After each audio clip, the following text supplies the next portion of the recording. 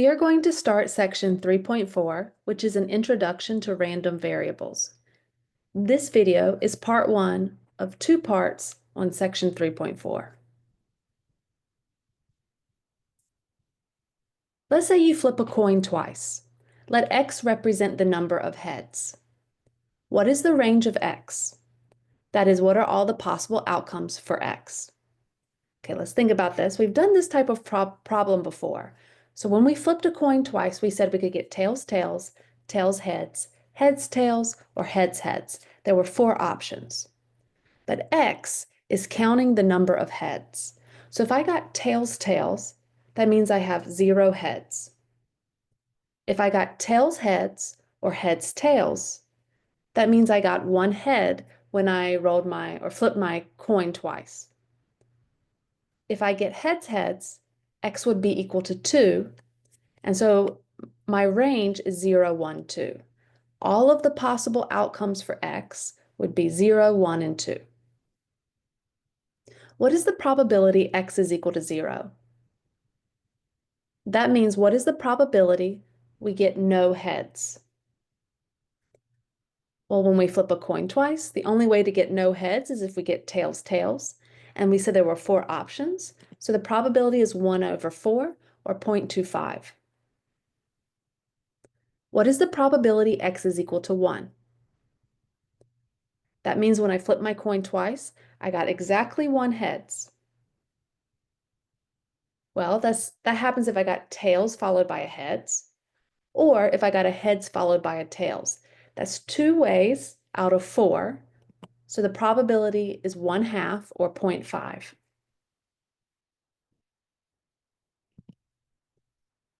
Let's say we roll a die once, and x represents the number of 5s you roll.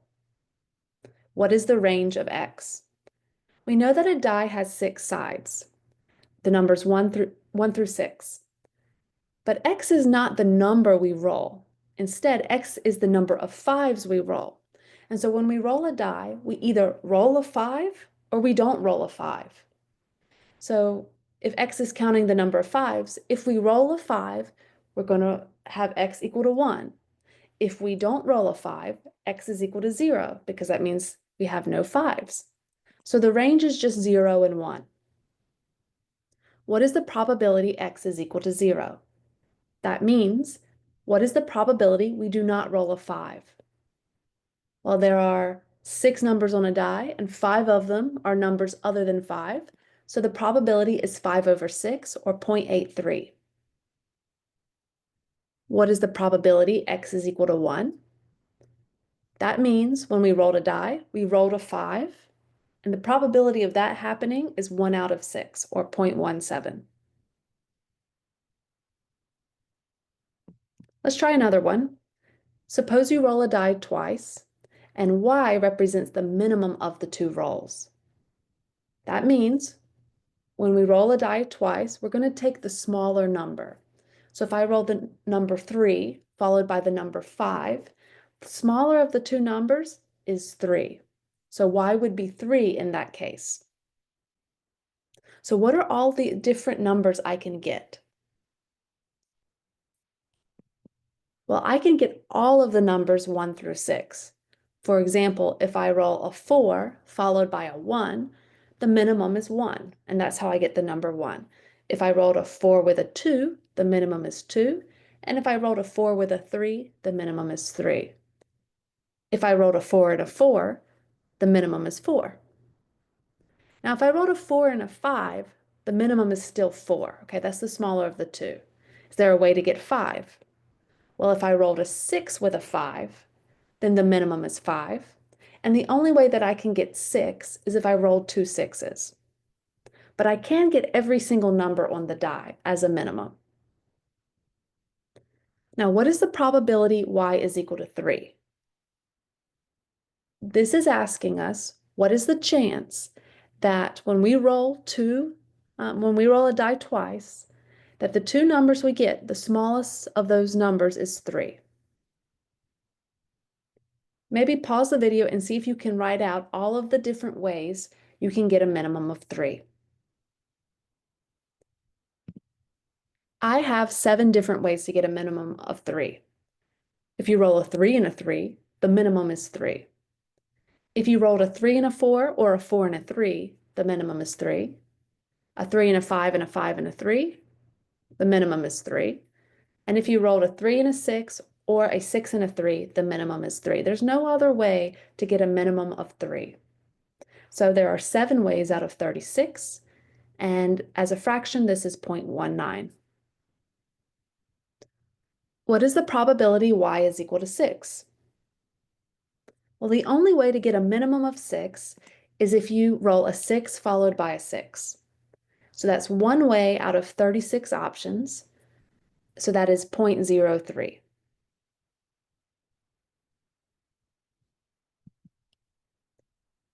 Given an experiment, a random variable x is a random process with a numerical outcome. The last 3 examples you saw, we were talking about x. It is a random variable, and each time when we were seeing the range, we were getting numbers, numerical outcomes. The list of all possible outcomes of x is called the range. And sometimes we use different letters other than x. We may use y or z, as in the last example. I'll go back. You can see the range. It's just numbers here, and we're using the letter y instead of x. Most of the time we use the letter x, but we can use whatever letter we like. Typically, just like in math, when we talk about variables, we tend to use the letter x. Recall the definition of discrete. We said that discrete is a numbers with clear jumps, like 0, 1, 2, 3, 4. Clear jumps is countable. We can count the numbers. What do you think a discrete random variable is? Well, a discrete random variable is a variable whose range is discrete. So when we were rolling a die and counting the number of 5s, and we got 0 and 1, that's a discrete random variable. When we roll a die twice and we find the minimum of the 2 rolls, we were getting 1, 2, 3, 4, 5, 6. That is another discrete random variable. The examples we saw had a finite range. That means the numbers in the range stopped. We either had 0, 1 or 1 to 6, but it didn't go on forever. Finite means we have a stopping point. Can you think of an experiment where you define a discrete random variable that has an infinite range? So what I'm asking here is, can I come up with some kind of experiment where I define x, and x is 1, 2, 3, 4, 5, 6, and it goes on forever? This is not an easy question, but I have an example for you. Suppose we roll a die until we get the number 4. So I'm not going to stop rolling my die until I get the number 4. And I'm going to let x represent the number of rolls. So what could happen?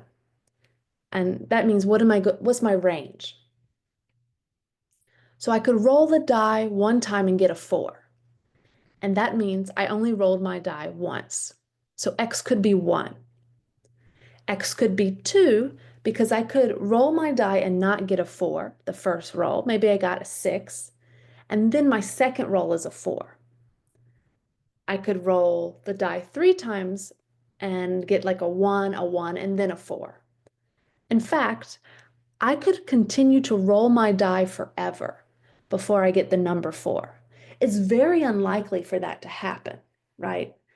I should probably at some point get a 4, but there is a small chance that I just never land on 4. And so technically, the range of x, which is the number of rolls, if I just keep rolling and I never land on that 4, although it's very unlikely, this would go on forever. Now recall the definition of continuous. We said continuous is measurable, and we can take on values like 1.25, 1.27843, like decimals, right? We can measure, we either have to pull out a ruler to measure it or like a scale. We can't just count like 1, 2, 3, 4, 5. What do you think a continuous random variable is? Well, this is a variable whose range is continuous. Can you think of an experiment where you define a continuous random variable? Well, if we let a computer choose any number between 0 and 1, and x represents the number the computer chooses, this would be a continuous random variable. Here is an example of some of the numbers that we would see in the range of x. Maybe the computer would return 0.1 or 0.01 or something very strange like 0.32167385. Here we have data that's continuous. Another example would be we ask somebody their height, and maybe we get an answer like 5.324 feet tall. If x is the height that we get, that would be an example of a continuous random variable. Or weight, if we're weighing people, the amount that they weigh, that would be a continuous random variable. Probability distributions. So a probability distribution of a discrete random variable. So we're focusing right now on discrete random variables, and we'll talk about continuous random variables later. So right now we're assuming that our range of our random variable is things like 1, 2, 3, 4, 5. And it could be finite or it could be infinite, doesn't matter. Just it needs to be discrete. So the probability distribution of a discrete random variable is sometimes called a probability mass function, or PMF, and it's just a list or table of each possible value of x together with the probability that x takes that value. So let me show you a probability distribution, and then we'll go over these rules. So here we were flipping a coin twice in the very first example, and I'm going to let x represent the number of heads. And on the right, I have a bar chart that shows me the different numbers x could be for the bars. I could either get 0 heads, 1 heads, or 2 heads. And we said that the probability of getting no heads or 2 heads is 1/4, which is the same thing as 0.25. And the probability of getting 1 heads, half of the outcomes have 1 heads, is either tails heads or heads tails. So the probability of that happening is 0.5. And you can see that larger bar in blue in the middle. So a probability distribution, we could see it visually like this bar chart, but on the left I have a table. And I have all the possible values for x, 0, 1, and 2, because those were the number of heads we could have, 0, 1, or 2. And underneath, I have the probabilities. I have 1/4, 2/4, and 1/4. So we said that the probability x is equal to 0 is 1/4. The probability x is equal to 1 is 2/4, and the probability x is equal to 2 is 1/4. Okay, and that's also displayed in this bar chart. Now let's notice some things about this table here, the one on the left. The first thing I notice is that in the second row where we have the probabilities listed, all of those numbers are between 0 and 1 because we define probability as being a number between 0 and 1, okay? And if we add all those numbers up together, we will get 4/4, which is equal to 1. Okay, so one of the rules for a probability distribution is that all of the probabilities have to be between 0 and 1, and they have to sum up to 1. The other rule is that x is equal to 0, x is equal to 1, x is equal to 2, whatever you have for x, these have to be disjoint events. So x is equal to 0 means we have no heads. X is equal to 1 means we have 1 heads. You can't have 0 heads and 1 heads at the same time. These events are disjoint. And you can't have 2 heads while also getting exactly 1 heads. That doesn't make sense. So one of the third rule is that all of the x values, the events have to be disjoint. So let's go back to the last slide with the rules.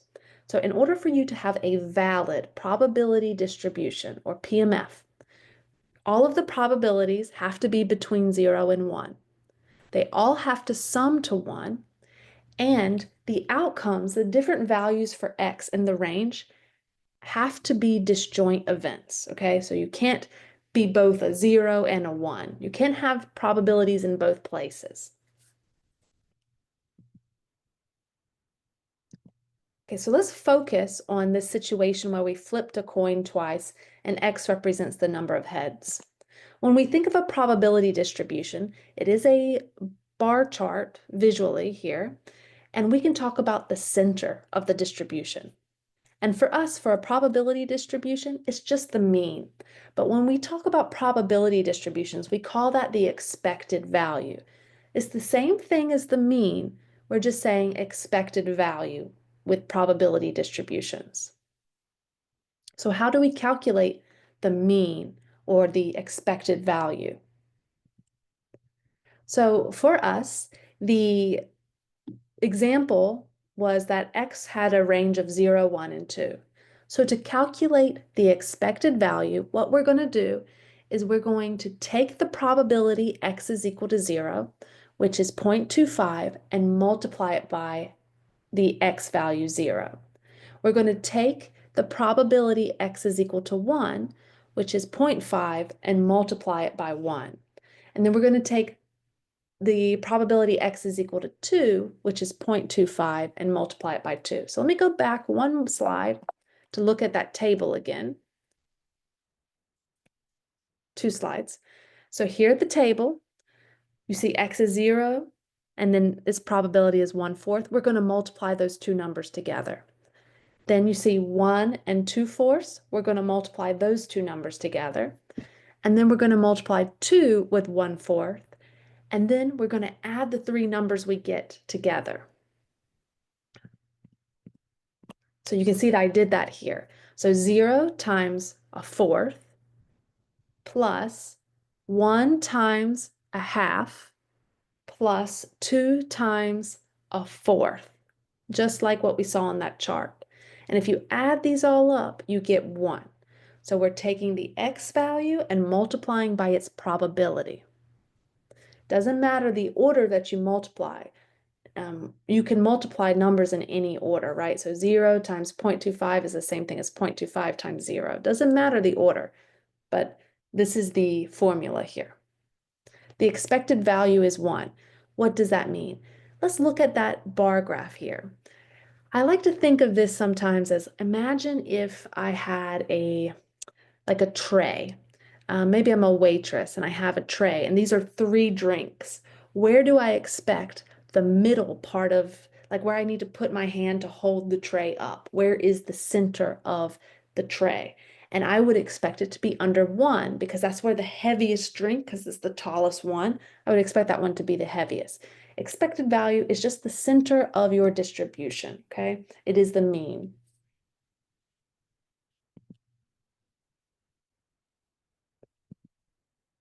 Now, what does expected value represent? So it is the mean, but another way to think about it is if I was to do this experiment, so we're flipping a coin twice, and x represents the number of heads. Now I can either get 0 heads, 1 heads, or 2 heads. I'm going to get one of those options. But if I kept doing this experiment over and over again, I'm going to flip a coin twice, write how many heads I got on a sheet of paper. Then I'm going to do it again, flip a coin twice, write the number of heads I got on a sheet of paper. Do it 100 times. What I expect is that if I count how many heads I got for each one of those experiments, add them all up, and divide by how many times I did the experiment, which is just finding the mean, I would get a number really close to 1.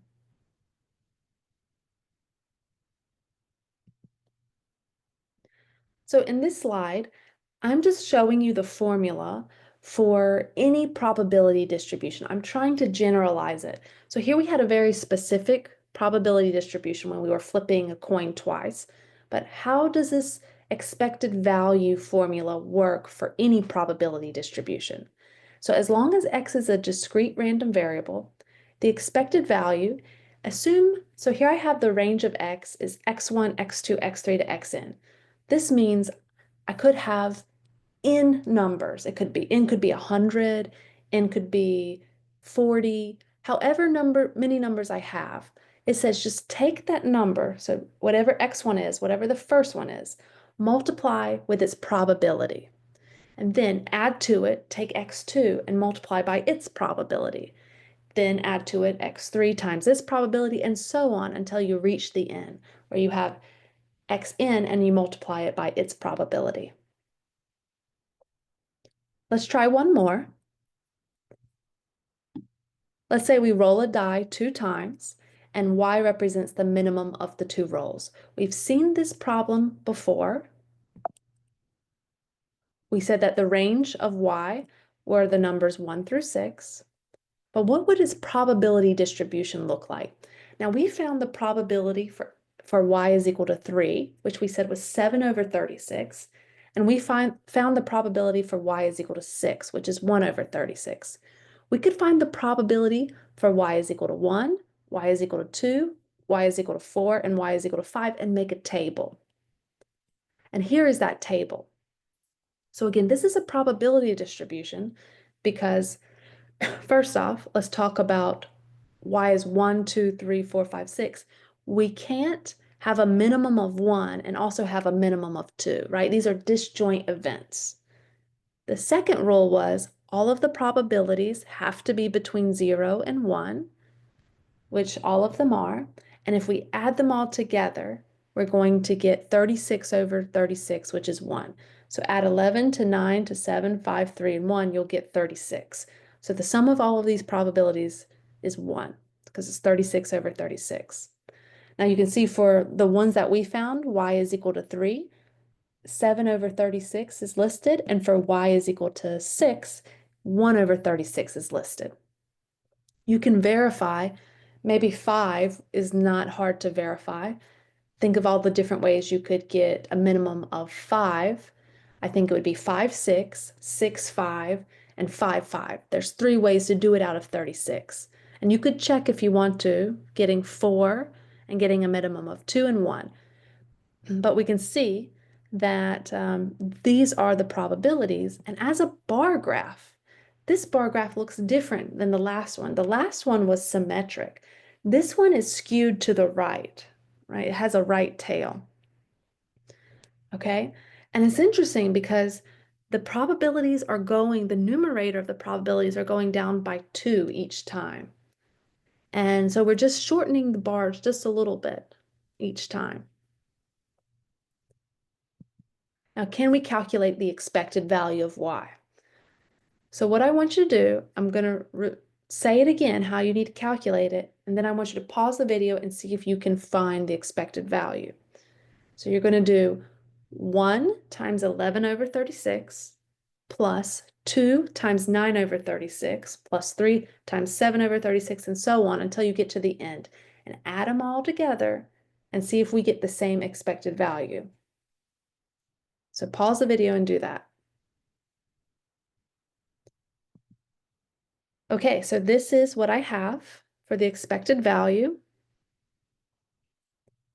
And when I simplified it, I got 91 over 36, which is about 2.53. So really, the decimal is what's important for us because on your homework, I'm going to give you a decimal and you need to make sure that you get the right decimal, okay? And so that is the end of part 1.